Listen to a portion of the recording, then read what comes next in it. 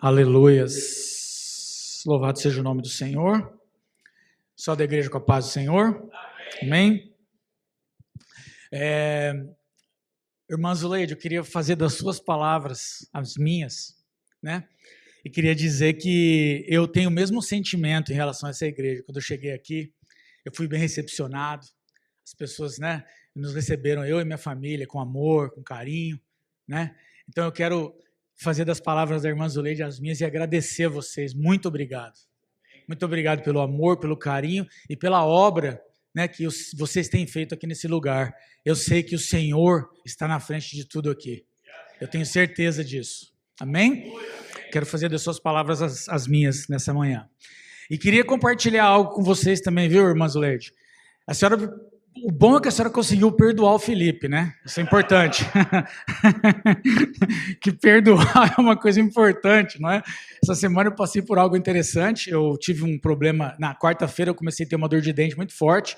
Eu tive que ir no dentista e um procedimento que era para durar 30 minutos, durou 1h30, eu estava com a boca já que quando eu não aguentava mais, estava assim, né? Então, o irmão do Photoshop aí, que mexe na igreja, quando eu der risada e a risada estiver torta, irmão, você arruma lá para nós, tá bom? Pra gente não passar vergonha, porque eu tô rindo, mas a minha boca tá torta, né? Vocês perceberam, né? Tá? Então, o irmão dá um trato lá no Photoshop, o irmão que é encarregado aí, pra gente não passar vergonha, né? Mas se eu estiver falando um pouco enrolado, irmãos, vocês não estiverem entendendo, é porque minha boca tava desse tamanho quarta-feira, tá? Eu tô tomando os remédios e tudo, mas para honra e glória, em nome de Jesus, já estou melhor hoje, consegui vir, né? Estou muito feliz de estar aqui. Eu quero agradecer o pastor Sinésio, pastor Nilson, né? Todos os pastores, né? Os presbíteros, todas as pessoas que fazem parte desse ministério, pela confiança, né? E pela confiança de me dar essa oportunidade de eu estar aqui. Eu me sinto muito honrado. Muito obrigado. Amém? Deus abençoe. E eu passei pela mesma coisa, sabe, irmã Zuleide? Porque essa semana, quando eu liguei depois da cirurgia, o dentista, eu liguei para ele, ele me falou assim, como é que tá a sua boca? Eu falei, minha boca tá parecendo que eu tenho 2 bocas, né? Tá enorme. E ele falou assim, ele falou em inglês para mim, ele falou assim, eu falei, o que aconteceu? Por que tá tão ruim? Por que tá demorando tanto, né? Para cicatrizar e para curar.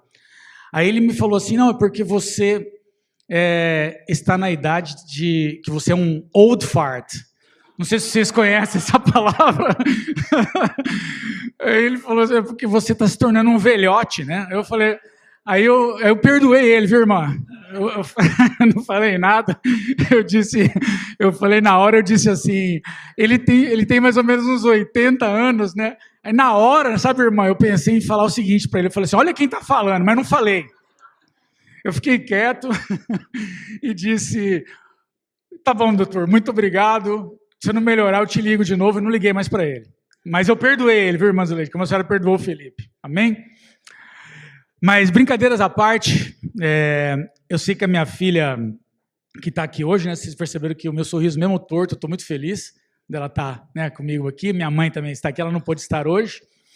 Mas eu queria falar um oi, né, que eu sei que a minha filha comentou com os meus alunos, né, do Brasil, que eu estaria trazendo uma ministração hoje, então eu sei que está sendo, né, online, então eu queria dizer um oi para eles, e eu queria dizer que se vocês, né, quiserem brigar comigo depois da mensagem, não tem problema, pode mandar as mensagens que a gente responde, porque no Brasil nós brigávamos muito, né, e a mensagem que o Senhor colocou no meu coração nessa manhã,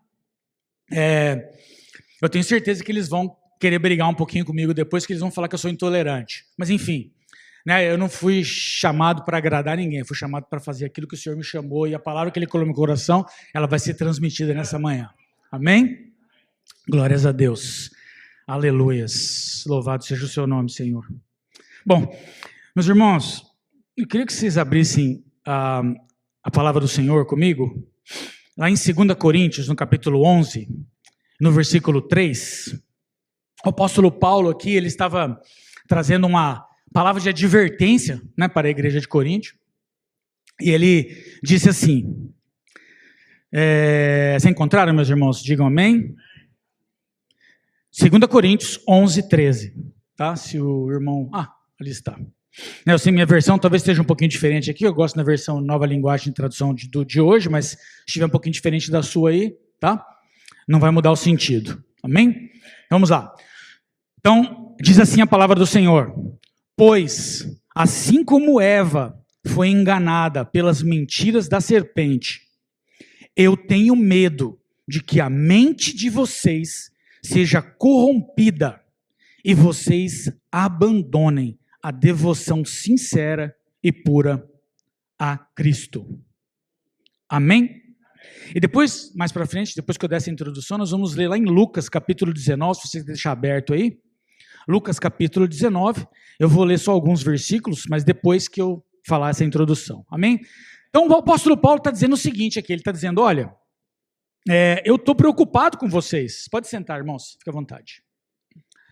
Eu estou preocupado com vocês porque vocês estão sendo enganados. E o Senhor já tem falado nessa mensagem comigo já há algum tempo, né? E na semana passada, quando o Rodrigo estava aqui, ele trouxe aquela mensagem que ele falou na semana passada. E quando o pastor hoje falou, quando ele abriu o culto, né, o Espírito Santo de Deus confirmando comigo, porque na terça-feira nós estivemos juntos ali, no nosso pequeno grupo, que a gente tem lá em Port Chester, onde o presbítero Sebastião e a presbítera de Lúcia são, né, os representantes. A gente se reúne ali todas as terças-feiras, e o Senhor tem falado conosco ali tremendamente, o Senhor tem sido maravilhoso conosco ali naquele lugar, né?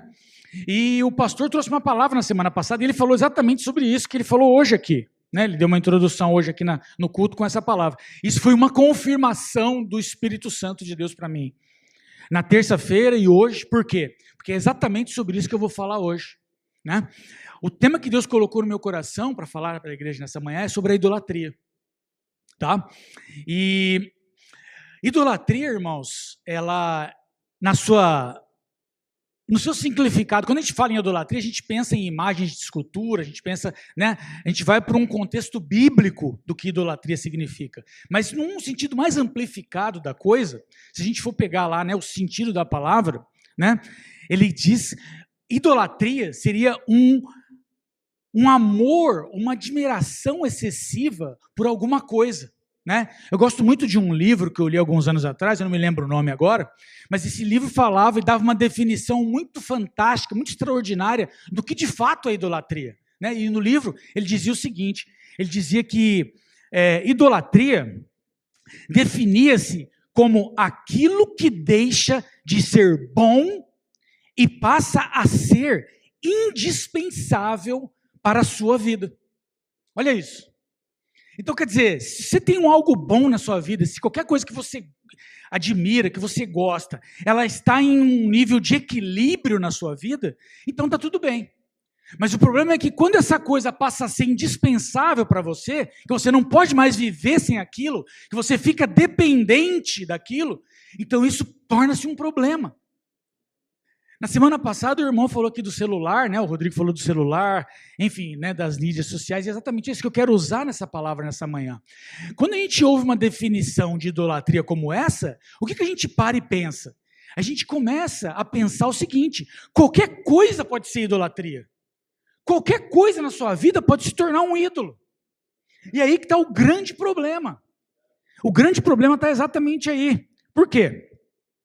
Porque, como o apóstolo Paulo disse aqui, esse amor e essa admiração excessiva, eles vão fazer o quê? Eles vão fazer com que a sua mente seja corrompida, como ele estava falando para os irmãos aqui em Coríntios.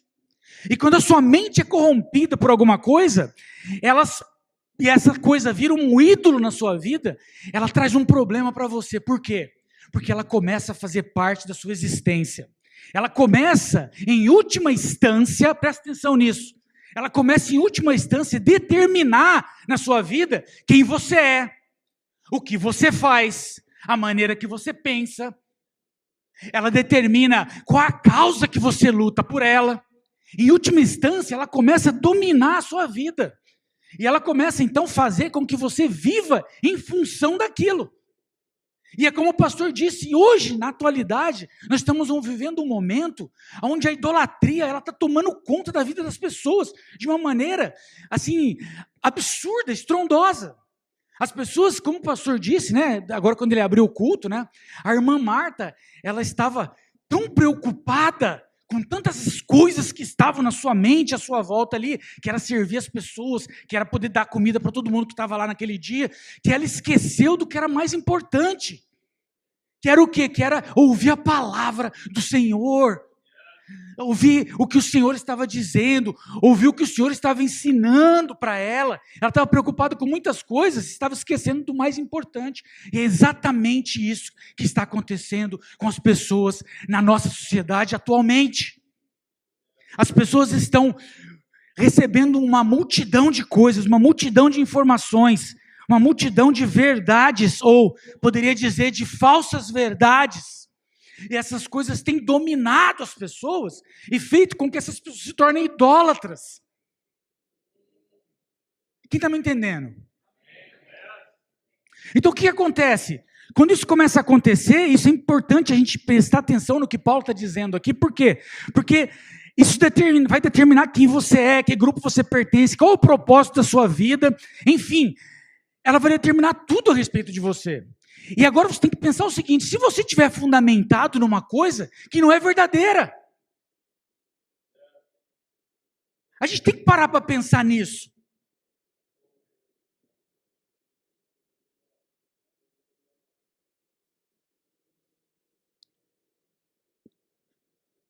A maior briga que eu tinha com os meus alunos, eu vivi um momento no Brasil, que eu era professor de filosofia, sociologia e educação cristã no colégio cristão que nós trabalhávamos. E eu vivi naquele colégio um momento onde as redes sociais, a virtualização social, as redes de comunicação social, elas estavam em ascensão. E quando eu estava ali ministrando as minhas aulas para eles, eu olhava tudo aquilo e eu falava: meu Deus, isso é uma estratégia do inimigo. Isso é uma estratégia do inimigo para tirar nossas atenções daquilo que realmente importa, daquilo que realmente é verdadeiro. E eu estava vendo aquilo de uma forma real, ali nas minhas aulas, dentro do colégio, com os alunos. E eu via que eles estavam sendo envolvidos, que a mente deles estava sendo corrompida por tudo aquilo. E eu falei: eu preciso fazer alguma coisa. Alguma coisa tem que ser feita para combater isso, para que isso não se tornasse para eles uma verdade. Porque, meus irmãos, o problema é o seguinte: o diabo ele é inteligente, ele é astuto, ele sabe muito bem o que ele está fazendo, né? Ele olha para a sociedade, olha para o contexto e ele faz o quê? Ele observa como as pessoas estão vivendo, quais são as coisas que estão sendo colocadas como verdade, o que as pessoas acreditam, o que elas não acreditam. Ele está vendo tudo isso. Ele veio para nos destruir, para nos matar. E ele está vendo tudo isso, ele cria estratégias para ludibriar-nos, para tirar nossa atenção do que realmente importa, né? Se você estudou um pouquinho de história ou um pouquinho de filosofia na escola, você vai lembrar que, né, no século XV, século XVIII, quando a gente tem, né, o período do iluminismo, o período da razão, né, quando a ciência, né, ela começou a tomar corpo na sociedade, as pessoas começaram a pensar, não é isso? Tem aquela frase do famoso, né, Immanuel Kant, que diz: penso, logo existo, não é isso? Nesse cenário, quando a sociedade começou a achar que ela era autossuficiente, como o pastor disse aqui agora há pouco, né, eles pensaram que porque agora eles pensavam, que agora eles tinham a razão, porque a ciência estava avançando, eles não precisavam mais de Deus. O que o inimigo fez? O inimigo foi lá e falou assim: olha, será que nós de fato precisamos de Deus? Ele começou a usar pessoas e colocar isso na mente das pessoas. Será que Deus realmente de fato é importante? Será que nós precisamos de Deus? Será que a gente precisa viver prestando conta a Deus? Será que nós precisamos viver com Deus na nossa vida, ou nós podemos ser autossuficientes? Isso é o que ele colocou na mente das pessoas naquele momento na história. Mas nós sabemos muito bem que isso era uma mentira. Amém? Porque hoje, não mais como nunca, nós vemos as pessoas buscando a presença do Senhor, buscando um relacionamento com o divino, porque eles sabem, eles já entenderam que não tem ciência, que não tem razão, que não tem nada que faça com que você possa viver sem a presença do Senhor na sua vida. Agora a estratégia hoje mudou. O que ele está fazendo hoje? Hoje ele está percebendo o quê? Que há uma intolerância muito grande no meio há uma divergência, há uma multidão de informações no meio das redes sociais. Você ouve coisas, você fala coisas, e o problema é que ele sabe disso. E o que ele está fazendo? Ele criou uma nova estratégia. A maior mentira, ou a maior falsa verdade, vou falar dessa forma porque mentira e falsa verdade são duas coisas diferentes, você sabia? Né? Deixa eu ler uma definição aqui para você. Só para você entender.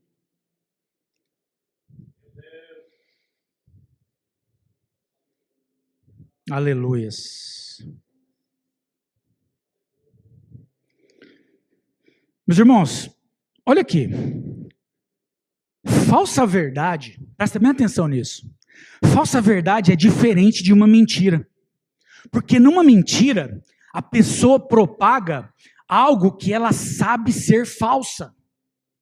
Em contrapartida, uma falsa verdade geralmente é fruto, presta atenção, é fruto dos boatos ou disseminações que são transmitidas por aqueles que receberam informações mentirosas. Presta atenção nisso.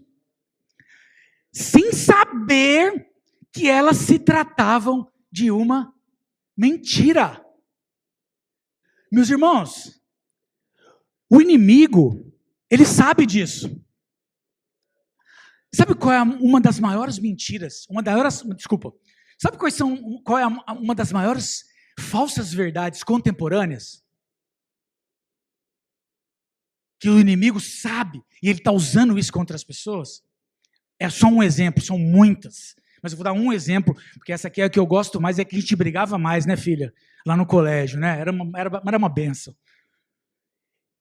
É o relativismo religioso. O que o inimigo está colocando nas mídias, nas redes sociais? Do que ele está falando? Ele está falando que não existem muitos caminhos. Não existe um caminho só que leva a Deus. Existem muitos caminhos que levam a Deus. Irmãos, eu não aguento mais ir em churrasco de gente que não é crente. Eu vou ser honesto. Eu sei que está sendo gravado.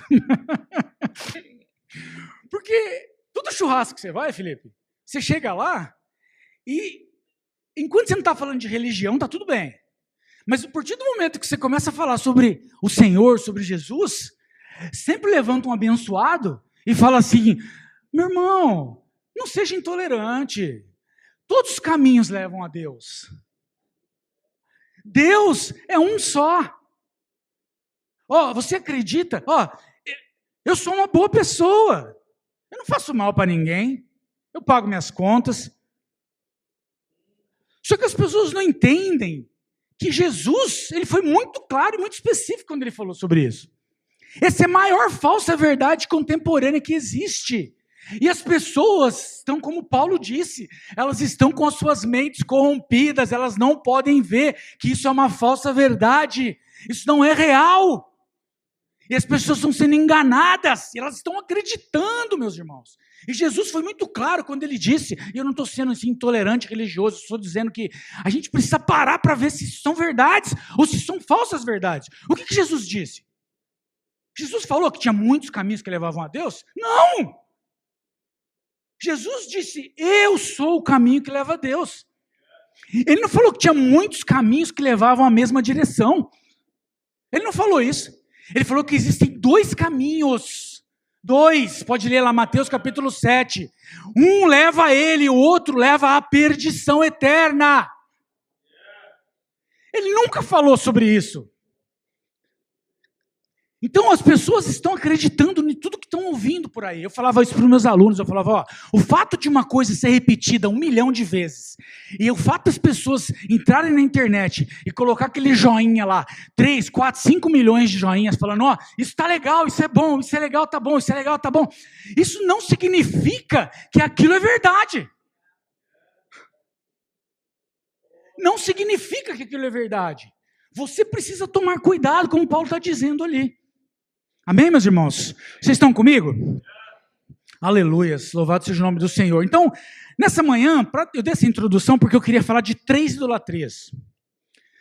3 idolatrias que eu considero, porque, irmão, toda idolatria, tudo aquilo que se torna indispensável na sua vida, tudo aquilo que você vive em função daquilo, que vai se tornar um ídolo para você na sua vida, ela vai ser primeiro uma falsa verdade. Ela começa como uma falsa verdade. Ela começa com uma disseminação de pessoas que são, em sentido de conhecimento, que são ignorantes, no sentido de não ter conhecimento das coisas, e começam a transmitir essas coisas achando que aquilo é verdade, que aquilo é verdadeiro. Então ela começa com uma falsa verdade, e aí todo mundo fala, não, mas não tem problema, não tem problema. Tem problema! Tem problema porque você vai ouvir aquilo, você vai dar um joinha naquilo, você vai acreditar naquilo. E aquilo vai se transformar em um ídolo na sua vida. E você, como eu disse, vai começar a viver em função daquilo. E aquilo vai determinar quem você é. Vai determinar o que você acredita. Vai determinar os seus comportamentos, as suas atitudes. O porquê você vive, a causa do que você vive, como eu falei agora há pouco. Então é perigoso. E nós temos que tomar cuidado com isso. E nessa parábola que eu vou ler para vocês aqui agora, Jesus estava lá naquele momento na história, quando ele estava prestes a entrar a Jerusalém. E ele conta essa parábola, e nessa parábola, Jesus me mostrou 3 idolatrias que estavam presentes naquele momento. E elas estão presentes hoje, no meio de nós. E elas estão presentes hoje, mas hoje elas estão diferentes. Por quê? Porque elas são muito mais poderosas do que elas eram antigamente. Porque hoje, como eu disse, como que se transmitia alguma coisa naquela época? Você tinha que mandar uma carta, né, irmão? Ou tinha que andar 3 meses para encontrar com a pessoa, para contar para ela: ô rapaz, 3 meses que eu não te vejo, vem cá, deixa eu contar um negócio para você. Só que hoje não. Hoje você pega essa falsa verdade, joga ela na internet, 5 minutos, tem 1,5 milhão de likes. Tem 1,5 milhão de pessoas dizendo: isso é verdade, isso é verdadeiro. E aí você vai lá, lê aquilo e acha que é verdade. Se tem 3 milhões de pessoas falando que é verdade, deve ser verdade. Não! Essa é a mensagem que o Senhor está trazendo para o nosso coração nessa manhã. Ele quer o nosso despertamento. Nós precisamos de 2 coisas mais importantes na nossa vida nesse momento que nós estamos vivendo, no mundo pós-moderno. O mundo pós-moderno ele exige de nós 2 coisas. Primeiro eu vou falar como professor de filosofia e sociologia, depois eu vou falar como professor de educação cristã, como teólogo. Tá? A primeira coisa que a gente precisa ter é o seguinte: nós precisamos de discernimento intelectual. Nós precisamos de senso crítico. Nós precisamos pensar. Jesus não instigou a isso. Ele disse: pensem, pensem, pensem. Não acreditem por acreditar. Pensem, usem aquilo que eu dei para vocês, que é a razão, que é o entendimento. Nós precisamos demais disso na atualidade, porque senão nós vamos fazer como Paulo disse, nós vamos ser enganados. Só que a gente precisa de algo mais, porque se ficar só na gente, irmão, não vai dar certo. Porque a gente não tem capacidade. Então a gente precisa de mais uma coisa. Guarda bem isso no seu coração. Nós precisamos de discernimento espiritual. O Senhor precisa dar para nós, através do Espírito Santo dele, discernimento, para que quando a gente olhe para essas coisas, o Espírito Santo fale para nós: meu filho, minha filha, presta atenção. Olha para tudo isso, presta atenção, não é dessa forma. Vai na minha palavra, vai na igreja, ouve. Abre os seus olhos espirituais, abre o seu ouvido, abre o seu coração. Deixa eu falar com você. Aleluia. Pode ser o seu nome, Senhor.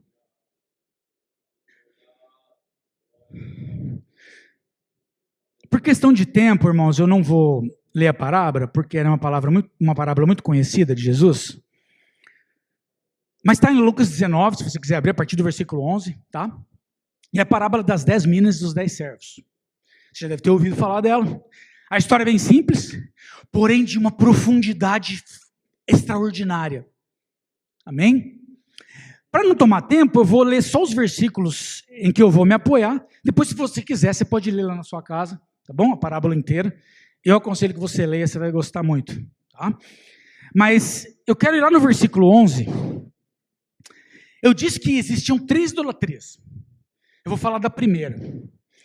A primeira se chama idolatria do imediatismo. Guarda essa palavra.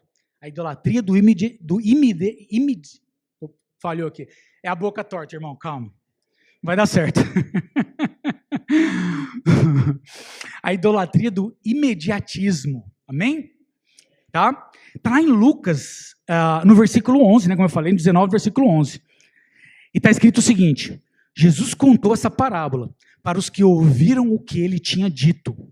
Agora, ele estava perto de Jerusalém, e por isso eles estavam pensando que o reino de Deus ia aparecer logo. Meus irmãos, Aqui tinha dois grupos de pessoas aqui que seguiam a Jesus. Tinha os discípulos e tinham todos os outros. Porque Jesus era famoso naquela época. Né? As pessoas já tinham ouvido o que ele podia fazer, já tinham ouvido que ele estava curando as pessoas, já tinham ouvido que ele fazia milagres. Eles já sabiam quem ele era e o que ele podia fazer. Né? Mas o que me chamou a atenção aqui nessa passagem é que nós temos esses dois grupos de pessoas aqui, e esses dois grupos de pessoas, eles tinham necessidades imediatas.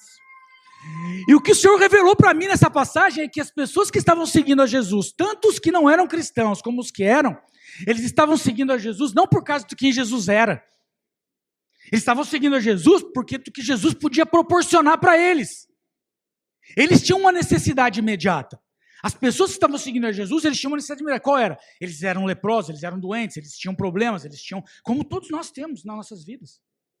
Então eles estavam seguindo a Jesus porque eles criam que o Jesus que estava passando por ali podia entregar para eles aquilo que eles precisavam. E os discípulos? Os discípulos também tinham uma necessidade. Apesar de eles saberem quem ele era, apesar de eles estarem visualizando tudo que o Senhor fazia, eles tinham uma necessidade imediata, que era sair de serem subjugados pelos romanos, porque eles estavam passando por uma escravidão, entre aspas. Tanto que a gente percebe que os discípulos estavam sempre à volta perguntando: Jesus, quando que o Senhor vai estabelecer o reino? Jesus, quando que o Senhor vai tomar as coisas? Quando que o Senhor vai fazer? Quando que o Senhor vai colocar o seu reino? E Jesus está contando essa parábola para dizer o seguinte: não é agora, porque não tem nada a ver com agora. Pega essa palavra no seu coração agora, não tem nada a ver com agora. O que Jesus fez, o que Jesus está fazendo e o que Jesus ainda vai fazer, aleluia. Não tem nada a ver com hoje, tem a ver com a eternidade. Jesus, ele está preocupado com isso. E eu quero dizer uma coisa para você nessa manhã: nós precisamos lutar contra essa falsa verdade, sabe por quê? Porque, na atualidade, o que nós mais vemos são pessoas que querem servir a Deus. Aleluia. Louvado seja o nome do Senhor. São pessoas que querem servir a um Deus por aquilo que Ele pode proporcionar e não por quem Ele é. As pessoas querem um Deus para se servir dEle. As pessoas estão buscando um Deus que possa servi-los e não um Deus para poder servir a Ele. E isso é perigosíssimo. E eu quero te dizer uma coisa nessa noite, para você que está aqui, para você que está assistindo a gente online. Eu quero te dizer que o evangelho genuíno, ele não tem nada a ver com isso. Isso é uma falsa verdade. Isso não é real. Por quê? Porque eu vou te dizer algo. Jesus, ele esteve aqui no seu ministério, nessa terra. Ele andou por aqui e ele fez o que ele tinha que fazer. Ele nos serviu. Ele veio, entregou a sua vida por mim e por você, e por toda a humanidade, porque a palavra de Deus diz que todos aqueles que confessarem que Ele é o Senhor, serão salvos. Ele veio e a parte da humildade que Ele tinha que ter, a parte de servir que Ele tinha que fazer, Ele já fez. Está disponível para quem quiser. Mas deixa eu te dizer uma coisa, quando Ele voltar, e Ele vai voltar, quando Ele voltar nas nuvens, do jeito que Ele subiu, Ele não vai vir para servir ninguém. Ele vai vir para ser servido, porque Ele vai vir com honra, com glória. Ele vai ser em trono, Ele vai sentar no trono e vai reinar nesse mundo, porque Ele é o Senhor dos senhores, Ele é o Rei dos reis. E Ele não vai vir para servir a gente, não. Ele vai vir para ser servido. Nós temos que servir a Ele. E a mentira que está aí fora é que nós temos que nos servir dEle. E nessa noite eu quero repreender isso em nome de Jesus. Eu quero repreender essa verdade, essa falsa verdade. E eu quero passar para você uma verdade. Você, a hora que entra por aquela porta, você tem que entender que aqui você não é nada. Que o Senhor dos senhores está aqui e Ele te chamou não para servir-te dele, Ele te chamou para que você servisse a Ele. Aleluias. Louvado seja o teu nome, Senhor. Aleluia, Jesus. A pessoa mais humilde que passou para a face dessa terra foi Jesus. E ele deixou um exemplo de servidão para nós, para que nós servíssemos, para que a gente pudesse ter um parâmetro do que era servir, do que era ser humilde, do que era ter humildade, do que era servir os outros. Ele deixou tudo isso, mas quando ele voltar vai ser totalmente diferente. Totalmente diferente. Amém? Eu gosto muito da passagem que está em 2 Reis, no capítulo 5, né, da história de Naamã. Você deve conhecer, né? Naamã, quando ele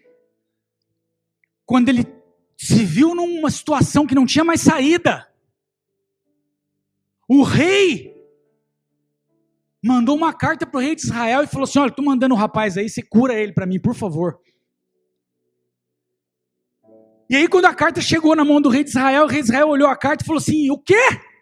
Esse cara está querendo brigar comigo, não é possível. O que esse cara está pensando? Quem sou eu para mandar no Deus de Israel?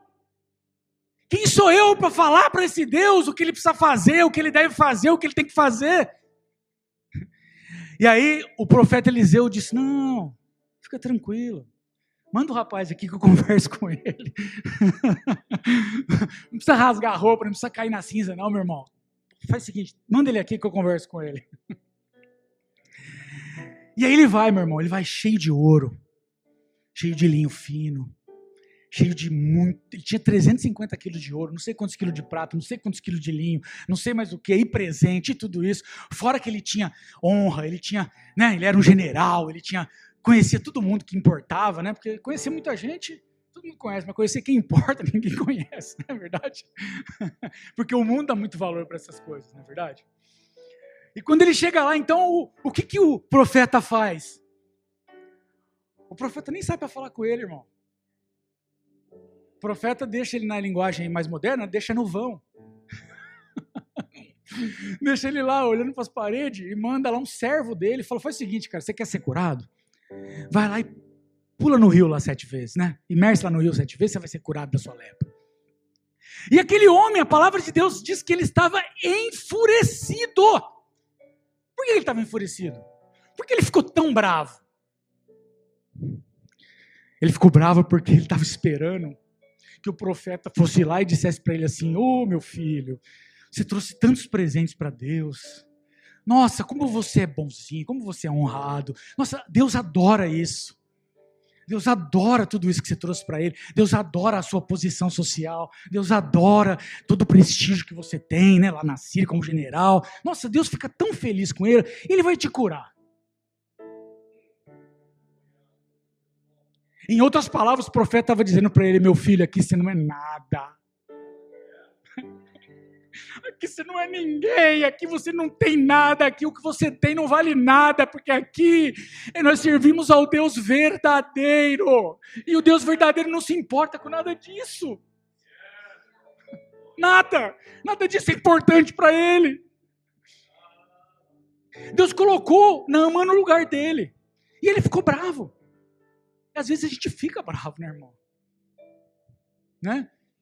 Quando o rapaz me chamou de velhote lá, eu queria xingar ele, mas não xinguei. Eu só falei para ele: tem um espelho aí no seu consultório. Porque não é fácil, às vezes, não é verdade? Nós somos seres humanos. Mas o fato é que nós temos que entender o que o apóstolo fala lá em Gálatas capítulo 2. Deixa eu abrir aqui para você.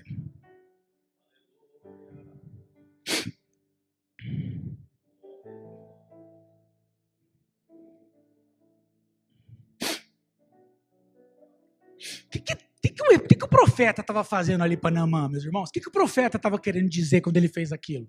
O que ele estava querendo fazer? O que ele estava fazendo? Ele estava mostrando para ele que o que ele mais precisava, presta atenção nisso, ele estava mostrando que o que ele mais precisava não era a cura da lepra física dele. Ele precisava ser curado na alma. Isso aí só Jesus pode fazer. É só o Senhor, mas ninguém pode fazer isso. É a cura da alma que ele precisava. E Jesus faz isso para mostrar para ele que a coisa mais importante que ele precisava era a cura da alma, porque a cura da lepra física, meu irmão, presta atenção, a cura da lepra física é muito fácil para Deus. Deus pode curar você a hora que Ele quiser, do que Ele quiser, independente de qualquer coisa, porque nada é impossível para o Senhor. Mas Ele primeiro precisa curar sua alma. E o problema é que às vezes o nosso ego não deixa. Às vezes o nosso ego não deixa que nós sejamos curados na nossa alma. E aí a gente fica pensando do que adianta ganhar o mundo, do que adiantava, meu irmão, Naamã descer lá e ser curado da lepra física, se na eternidade ele ia viver separado do Criador eternamente. Não valia nada. Era muito melhor ele ser curado da alma, porque quando ele morresse, ele ia estar com o Senhor.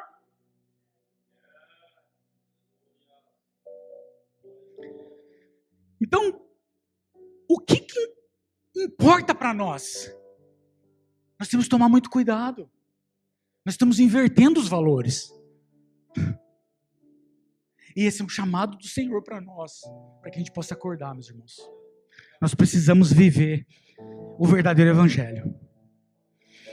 O evangelho do nosso Senhor Jesus Cristo, que fez tudo o que tinha que fazer para que eu e você estivéssemos aqui hoje. Fez tudo o que tinha que fazer para que nós fôssemos salvos. Fez tudo o que Ele tinha que fazer para que nós, ao invés de passarmos a nossa eternidade separados do nosso Criador, nós temos hoje o privilégio de sermos chamados filhos de Deus. Amém? Você recebe essa palavra, meu irmão? Em nome de Jesus. Esse é o evangelho que a gente tem que pregar para as pessoas. E não só isso. Esse é o evangelho que a gente tem que pegar para nós todos os dias. Vou repetir. Esse é o evangelho que a gente tem que pregar para as pessoas lá fora. E esse é o evangelho que a gente tem que pregar para nós todos os dias. Tá? Nós temos que combater essas falsas verdades que estão por aí e dizer, não, se você vai vir servir ao Senhor, você vai vir para servir a Ele. Você vai vir para servir Ele por quem Ele é. E porque Ele tem para te dar de mais precioso que Ele deu para Naamã naquele dia, que é a salvação da sua alma. Nada mais importa. Porque tudo que a gente está vendo aqui, tudo aquilo que Naamã levou, tudo aquilo que Naamã apresentou para o profeta, tudo isso vai virar pó. E não só isso, você também vai virar pó. E tudo que você tem, tudo que você construiu, tudo que você fez, vai ficar para trás. Aleluia. Vai ficar para trás, meus irmãos, e ninguém vai lembrar nem que você existe. Mas a sua alma não, a sua alma vai estar com o Senhor para sempre. Amém? Eu vou repetir, sua alma vai estar com o Senhor para sempre.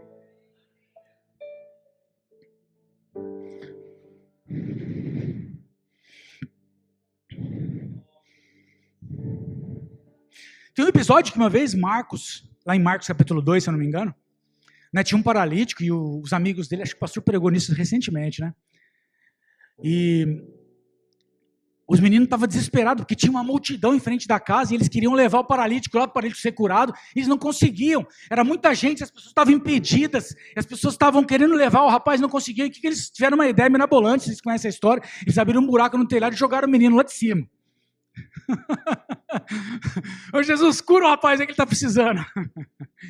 E me chamou a atenção quando eu li essa passagem, meu irmão, porque a primeira coisa que Jesus faz, antes de falar para ele, ó, pega a tua cama, levanta e anda, Jesus disse o seguinte para ele, filho, os seus pecados estão perdoados. Eu posso imaginar, sabe, meu irmão, Gidiel, se nós tivéssemos jogado um rapaz aqui pro telhado aqui na igreja, e a gente ia estar olhando para Jesus, esperando que Jesus curasse o rapaz, Jesus olha para ele e fala, seus pecados estão perdoados. A gente ia olhar Jesus, não é isso que ele precisa agora. Ele precisa andar. Ele não precisa pedir perdão pecado. Ele não precisa de pecado perdoado, ele precisa ser curado. E Jesus, parafraseando, porque Jesus não falou isso, mas eu estou falando porque o Senhor revelou isso para mim, o Espírito Santo de Deus revelou isso para mim. Ele estava recebendo o que ele mais precisava. Ele estava recebendo a coisa mais importante, que era a cura da sua alma. Porque se ele não fosse curado da alma ali, de que adiantaria ele ser? De que adiantaria ele andar? De que adiantaria? Nada. Eu acho que vocês já entenderam. Aleluia. Louvado seja o nome do Senhor. Então essa é a primeira idolatria. Como é que está meu tempo? Eu estou meio perdido. Que hora que eu tenho que terminar?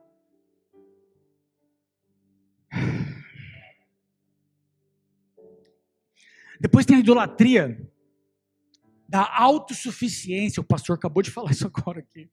Aleluia, Espírito Santo. No verso 14, aí, Lucas 19, verso 14, eu vou ler para você. O irmão lá do Photoshop, que vai arrumar meu sorriso, vai pular para você. Mas os seus concidadãos, acompanha aí, meu irmão. Mas os seus concidadãos aborreciam-no e mandaram após ele embaixadores, dizendo: não queremos que este reine sobre nós. Presta atenção. Não queremos que este reine sobre nós. Sabe quem era o Senhor dessa parábola? Era Jesus. E Jesus, ele disse que ele iria para uma terra distante, mas ele voltaria. E quando ele voltou, os servos lá da parábola tinham que prestar conta para ele daquilo que Deus tinha entregado nas mãos deles. E teve um grupo de pessoas que mandaram embaixadores e disseram: nós não queremos que este reine sobre nós. Olha isso.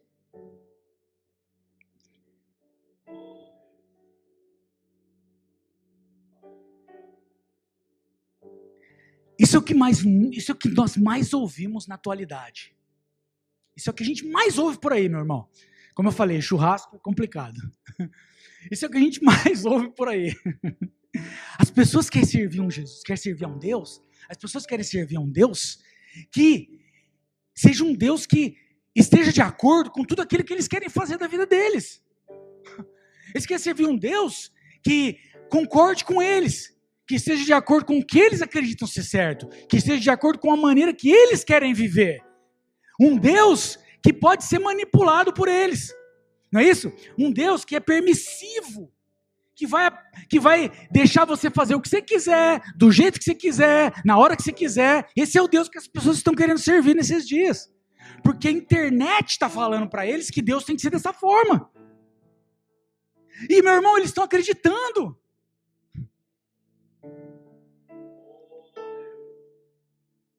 Mas isso fere um dos princípios mais importantes do Evangelho. E é isso que eu quero trazer atenção para você nessa noite. Isso fere um dos princípios, porque lá em Gálatas, capítulo 2, verso 2, se você quiser abrir aí, se não quiser não precisa, está escrito o seguinte: Paulo, quando escreve a carta lá a Gálatas, ele diz assim, ó: não vivo eu, mas Cristo vive em mim. Não é eu que vivo mais, é Cristo que vive em mim. Esse problema não é novo, ele só está tendo uma nova roupagem agora, mas esse problema não é uma coisa nova que está acontecendo agora, não, meu irmão. Lá no Jardim do Éden foi a mesma coisa. No Jardim do Éden, o casal lá achou que eles podiam ser autossuficientes, que eles podiam viver sem Jesus, que eles podiam viver sem a presença de Deus, que eles podiam fazer o que eles bem entendessem, do jeito que eles entendessem, da hora que eles quisessem. Então não é algo novo. O problema é que, o que acontece? Né? Os valores estão sendo invertidos de uma forma onde a nossa identidade, que está firmada no nosso Senhor, no nosso Criador, ela está sendo invertida e nós estamos colocando outras coisas para determinar a nossa identidade. Tudo está determinando a nossa identidade nesses dias. Há uma confusão generalizada. E eu não estou sendo intolerante aqui, mas há uma confusão generalizada a respeito de quem você é, qual que é a sua identidade, qual que é o seu sexo, o que você deve fazer, o que você não deve fazer, o que é moral, o que não é imoral. Há uma confusão geral a respeito de todas essas coisas. Por quê? Porque as pessoas estão ouvindo e acreditando que a nossa identidade ela está fundamentada nessas coisas. E nós fomos criados por Deus com uma identidade pré-estabelecida, uma identidade fixa, que é a identidade que nós temos no nosso Criador. E se você tirar o Criador dessa equação e colocar qualquer outra coisa, presta atenção, qualquer outra coisa que você colocar no centro da sua vida, no centro da sua existência, no centro da sua identidade, essa coisa vai se transformar num ídolo e ela vai te destruir. Eu sei que pode parecer um pouco intolerante.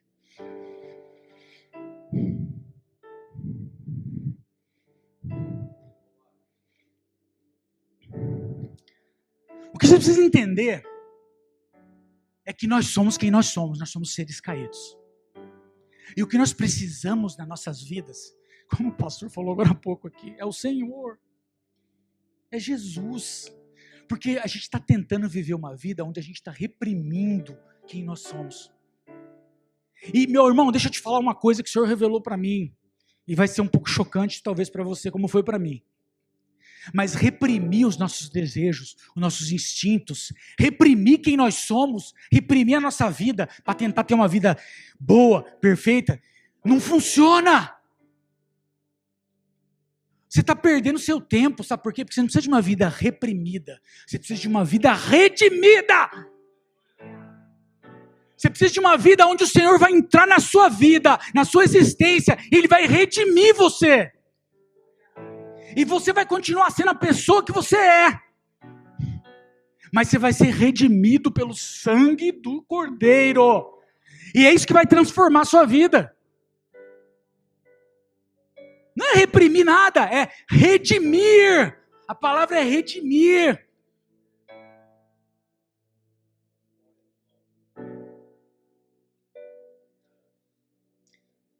Como que eu faço isso? Alguém pode estar perguntando. É muito simples. Meus irmãos, deixa eu dizer uma coisa para você. Olha nos meus olhos. Se cada um de nós aqui, se cada um de nós, eu, você, cada um de nós, decidirmos a partir do dia de hoje, vivermos de acordo com o que a gente deseja, com o que a gente sente, com o que a gente quer fazer das nossas vidas, deixa eu te dizer uma coisa. Todos nós aqui dentro desse lugar e todas as pessoas desse mundo inteiro vão viver pecando e desagradando a Deus o tempo todo. Porque isso é que nós somos. Se você fixar sua identidade em você mesmo e viver para os seus desejos, para as suas vontades, para as suas emoções, para você próprio, meu irmão, você está cooked. You done. Você nunca vai viver uma vida que vai agradar a Deus. Nunca.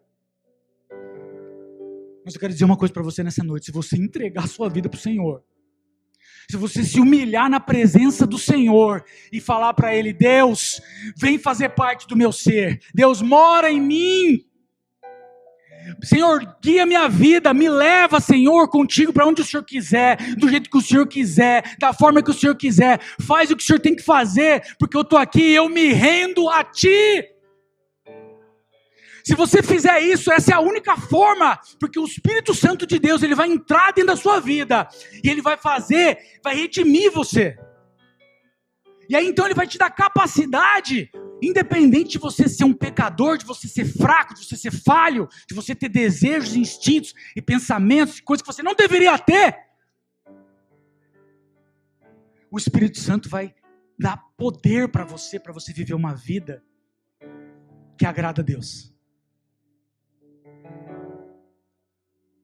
Então para de querer reprimir os seus desejos, se entrega na presença do Senhor, entrega a sua vida para Ele, se dobra diante da presença dEle, porque Ele é o único que pode te levar a viver essa vida. glorificando o nome dele. Você recebeu essa mensagem? Diga um amém. Aleluia. Louvado seja o nome do Senhor. Eu já estou terminando, irmão. Vou fazer que nem o Rodrigo, né? O Rodrigo fala que está terminando, mas nunca termina, então eu vou fazer a mesma coisa. Nós já estamos partindo para o final, mas só que não. Meus queridos, olha só. Deixa eu dizer uma coisa para você. Eu vou ler uma coisa que eu escrevi aqui, que foi muito forte. Presta atenção. Ser cristão é aprender a viver através daquilo que cremos, enquanto eu convivo com aquilo que eu sinto, entendendo que eu sou ainda, nesta carne, neste mundo, um ser fraco e pecador. Pois ser cristão é aprender a viver através daquilo que cremos, é Cristo vivendo em nós. É Cristo vivendo em nós. Repete isso. É Cristo vivendo em nós. É Cristo vivendo em mim. É Cristo vivendo em você. Para que a gente possa ter uma vida que glorifica o Senhor. Uma vida que agrada a Deus. Cristo precisa viver em nós. Não há outra maneira. Você está tentando bater no cabeça, querendo achar que você vai conseguir, meu irmão, você está perdendo tempo. Se dobra na presença do Senhor. Amém? Aleluia. Louvado seja o teu nome. Pastor, não vai dar tempo, acho, de falar sobre a última, mas eu vou finalizar aqui rapidinho. A última idolatria aqui era a idolatria da visão distorcida de Deus. Existiam 3 pessoas aqui nessa parábola, irmão. Existiam os servos bons, existiam o servo mau, existia o inimigo de Deus. Tá? Deixa eu dizer uma coisa para você. O que você faz com a sua vida hoje, o que você está fazendo com a sua vida hoje, o jeito que você vive, as coisas que você faz, as coisas que você pensa, as coisas que você, os seus comportamentos, a causa para que você vive, o propósito da sua vida, tudo que diz respeito à sua existência nesse mundo é importante. Sabe por quê? Porque não tem valor só aqui, tem valor eterno. O que você está fazendo hoje importa.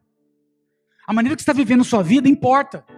O que você pensa e faz importa, irmão, importa. E eu sei que as pessoas estão dizendo por aí que não importa, que não tem significado nenhum, que a vida é só isso aqui mesmo, e que você tem que curtir, você tem que aproveitar. Não. O que você está fazendo hoje, o que você faz hoje, vai ter consequência eterna na sua vida. Porque deixa eu dizer uma coisa para você. Você que está aí na internet me ouvindo, se você acha que viver a sua vida independente de Deus vai te levar a algum lugar, você está muito enganado. Porque o Senhor, Ele existe. Quer você acredite ou não, Ele existe. E Ele vai voltar. Quer você acredite ou não, Ele vai voltar. E na parábola nós vemos que existiam 2 pessoas ali, é muito importante isso, meu amor, existiam os inimigos de Deus. Quem são os inimigos de Deus? São aqueles que eu contei agora há pouco. Que não aceitam o senhorio do Senhor nas suas vidas. Que não se dobram ao Senhor. E o que acontece com eles no final da parábola? Jesus manda chamar e fala, pode eliminar.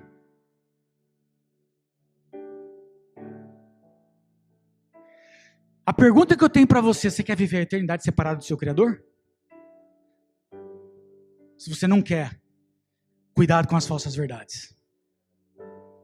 Mas tem mais uma coisinha rápida aqui. Tem o servo mau. O que aconteceu com ele? Jesus chamou os servos e disse o seguinte, falou, olha, você, servo bom, multiplicou, você vai reinar sobre 10 cidades. E ele chamou um outro e falou assim, ó, você, servo bom, você multiplicou 5 vezes, você vai reinar sobre 5 cidades.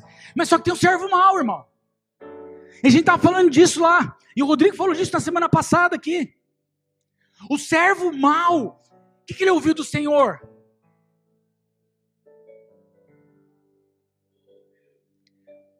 A pergunta que eu tenho para você nessa noite, como é que você tem gasto a sua vida? Fazem 2 anos que eu estou sendo chamado por Deus para subir aqui nesse lugar. E o pastor sabe disso. Eu cheguei do Brasil e eu estava no meu comodismo, no meu conforto, e o Senhor me incomodando, até que aquele dia aqui o pastor Wagner pegou e me chamou aqui na frente. E eu já pedi perdão para o Senhor disso, porque os talentos, os dons, o seu tempo, o seu dinheiro, tudo que Deus entregou na sua vida, você tem que usar para a honra e para a glória dele. Não importa o que seja.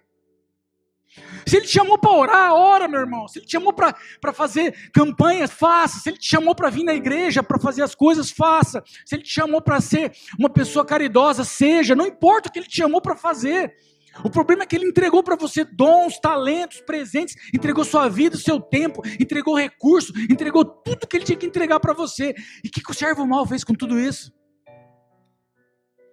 Ele enterrou num lenço.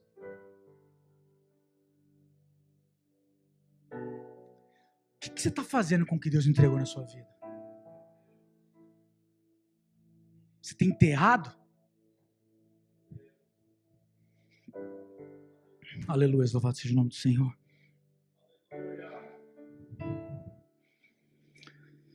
Meus irmãos,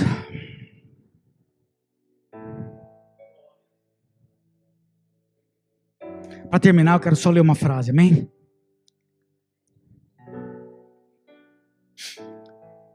Eu adoro frases, irmão, sou professor. Então eu queria ler uma última frase para a gente terminar, amém? Eu espero que o que foi falado aqui nessa manhã através do Senhor seja um alert call para nós, seja um awakening, seja algo que nos acorde e nos faça com discernimento racional e com discernimento espiritual acordar e Deus possa usar nossas vidas através de tudo que Ele colocou em nós, para que a gente possa combater, meu irmão, tudo isso que está aí fora, para combater todas essas falsas verdades, essas coisas que estão fazendo o quê? Estão afastando as pessoas do Senhor, estão deixando as pessoas afastadas, estão perdendo a oportunidade de conhecer o Senhor, de serem salvas, e nós não podemos ficar parados. Nós precisamos fazer alguma coisa.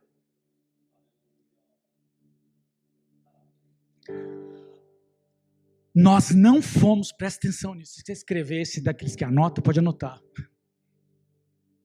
Nós não fomos chamados por Deus para não perder a nossa salvação.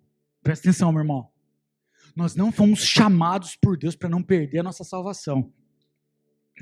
Nós fomos chamados por Deus para perdermos, para gastarmos a nossa vida, para que muitos sejam salvos.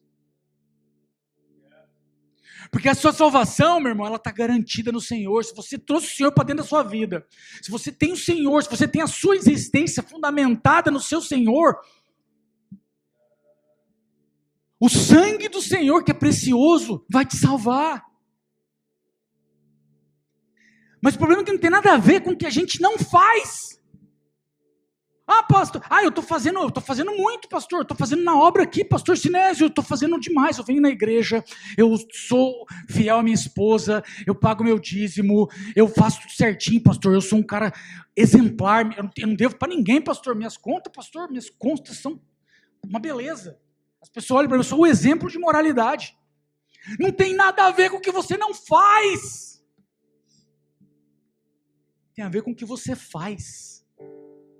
O que você está fazendo para o avanço do reino? O que você está fazendo para as pessoas que não foram alcançadas em serem alcançadas? O que você está fazendo por eles? O que você está fazendo com tudo que Deus entregou na sua mão e te entregou para você usar para o benefício, para a glória, para a honra e para o reino dele? O que você está fazendo com isso? Não tem nada a ver com o que você não está fazendo. Tem a ver com o que você tem que fazer.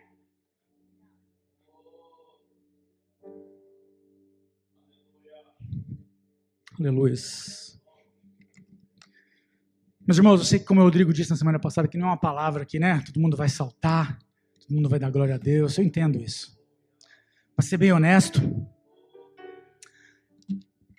essa não é a primeira mensagem que eu prego nessa palavra. A gente já teve no grupo lá com a Edilúcia, e eu já falei uma palavra um pouco parecida com essa. O Senhor tem falado nesse versículo comigo há meses. E Ele usou o Rodrigo na semana passada e o pastor hoje. Ei! Desperta! O Espírito Santo do Senhor está falando, desperta, desperta! Nós temos uma responsabilidade, porque nós fomos salvos. Foi o que o Rodrigo falou aqui na semana passada. Ele disse, será que Jesus perdeu o tempo dele? Quando ele te salvou?